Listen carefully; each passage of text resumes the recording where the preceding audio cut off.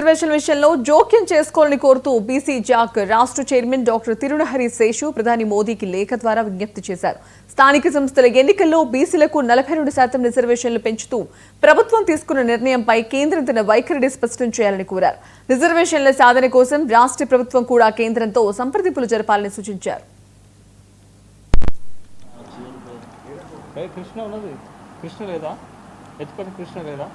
రాజకీయాలపైన అత్యంత ప్రభావం చూపడుతున్నటువంటి అంశము స్థానిక సంస్థల ఎన్నికలు జరగకపోవటానికి ప్రధానమైనటువంటి కారణం స్థానిక సంస్థల్లో ముఖ్యంగా బీసీలకి 42% రిజర్వేషన్లు ఇచ్చేటటువంటి అంశం వివాదాస్పదంగా మారటం, తెలంగాణ హైకోర్టులోను సుప్రీంకోర్టులోను బీసీలకి తెలంగాణ రాష్ట్ర స్థానిక సంస్థల్లో 42% రిజర్వేషన్లు ఇచ్చేటటువంటి అంశం సుప్రీంకోర్టు దాకా వెళ్ళటం, అటు హైకోర్టు సుప్రీంకోర్టు తెలంగాణ రాష్ట్ర ప్రభుత్వం ఇవ్వదలసినటువంటి 42% రిజర్వేషన్ల పైన స్టే ఇవ్వటంతో ఎన్నికలు ఆగిపోయినటువంటి విషయం కూడా తెలుసు.